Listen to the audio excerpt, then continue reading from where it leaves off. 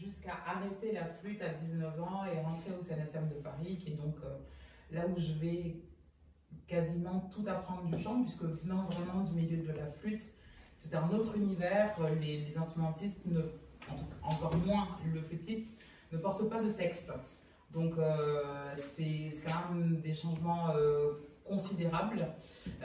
Il y a tout un répertoire que j'avais abordé très succinctement, qui m'est un peu apporté sur un plateau d'argent et dans lequel je me délecte de pouvoir découvrir à la fois le répertoire opératique, parce que globalement on est formé pour être des chanteurs d'opéra, mais également grâce à tous ces professeurs de musique de chambre du CNSM, à la mélodie, au lit des mélodies, ce qui me permet de rencontrer cette charmante dame à ma droite.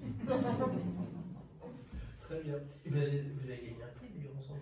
Nous avons gagné le prix de la mélodie française au concours Nadia Lillier-Boulanger. Voilà. Et dans les autres prix, après, on a eu beaucoup d'autres, mais il y en a qui ont été marquants. Enfin, j'ai eu le prix d'outre-mer. Ah oui, il y en a eu pas mal. Moi, je l'ai rencontré à peu près à l'époque de l'école de la musique. Oui. Alors, en fait, dans une vie d'artiste, il y a le travail que l'on fait qui est indispensable, ça pose des jalons et puis ça permet vraiment de se créer sa personnalité, de développer sa technicité également, de se faire du réseau. Mais pour se faire du réseau, il faut aussi passer par la case des concours qui nous permettent d'une part de nous challenger. On pense souvent que pendant les compétitions, autant sportives que artistiques, on est en compétition avec les autres, mais moi je suis convaincue qu'on est en compétition avec soi-même. Parce que en fait, ce qu'il faut faire, c'est réussir, quoi qu'il en soit, quel que soit le résultat, à faire mieux que ce qu'on était habitué à faire jusque-là. Et puis, donc du coup, ça nous permet effectivement, qu'on soit lauréat ou pas, de nous faire remarquer par des maisons d'opéra, par des programmateurs, par des agents, voilà.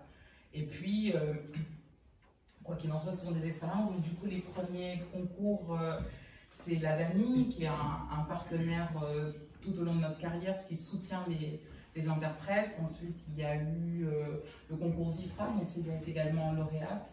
Il y a eu le concours Voix des Outre-mer, qui est un partenaire fidèle depuis le début.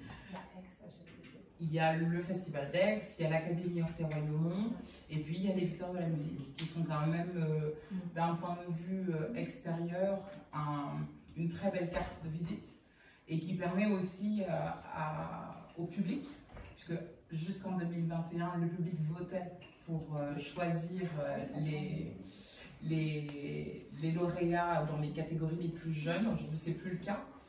Mais voilà, quand on est découvert par le public au travers de la télé, c'est toujours très porteur. Progressivement, j'ai découvert Mel Bonis, j'ai découvert Marie-Jaël, j'ai découvert Rita Stroll, j'ai découvert Jeanne Leleu, j'ai découvert Charlotte Souy, j'ai découvert Auguste Holmes en fait, et là je pourrais vous en citer une centaine, dont une grande partie de la musique en tout cas est, je crois, géniale. Et donc après, on peut trouver beaucoup d'explications pour l'effacement de ces femmes dans l'histoire de la musique. Il y a un très bon exemple pour les compositrices qui est celui de Louise Farinck, une compositrice du 19e siècle, très très connue de son vivant, vraiment star, qui était à la fois pianiste, pédagogue et compositrice. Donc à l'époque, on n'a pas Internet, donc comment est-ce qu'une personnalité est connue? Eh bien, elle apparaît dans l'encyclopédie. En l'occurrence, l'encyclopédie de la musique, du vivant de Louise Farinck, par exemple, est inscrit à son nom compositeur, pédagogue, pianiste. Et bien, 10 ans après sa mort, cette encyclopédie qui se fait rééditer inscrit Louise Farinck uniquement à pédagogue. Et ben voilà, c'est fini, on peut ranger les valises, tout est stocké à la bibliothèque. Et progressivement, sa musique fut oubliée, alors qu'elle, par exemple, elle a écrit des symphonies qui sont vraiment passionnantes et qui sont rejouées d'ailleurs. Enfin, vous voyez, il y a parfois des compositeurs, en plus mineurs, qu'on connaît, comme Chabrier, alors qu'il y a des grandes compositrices comme Rita Stroll qu'on ne connaît pas. Donc il y a quelque chose où il faut un tout petit peu remettre l'église au milieu du village. On ne va pas arriver à 50% dans les programmations, puisque clairement, il n'y a pas 50% de compositrices parmi les gens qui ont composé de la musique. Mais redonner leur place à celles qui ont été là, je pense que c'est important pour les hommes et pour les femmes, pour tout le monde en fait. Voilà.